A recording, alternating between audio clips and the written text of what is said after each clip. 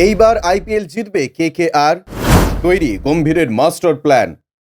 22শে March থেকে শুরু এবং ঢাকে কাঠি পড়তে চলেছে আইপিএল 2024-এর। গত 23শে মার্চ কলকাতার ইডেন গার্ডেন্সে সানরাইজার্স হায়দ্রাবাদের বিরুদ্ধে ম্যাচ নিয়ে আইপিএল অভিযান শুরু করবে কেকেআর।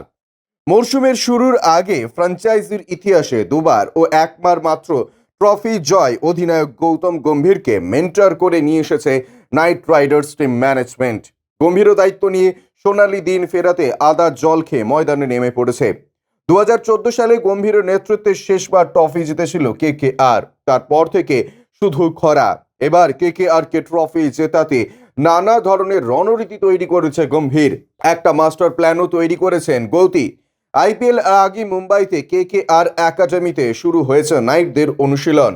শিবির সূত্রের খবর 15ই মার্চ থেকে কলকাতায় 7 দিনের প্রশিক্ষণ শিবির শুরু করবে কেকেআর।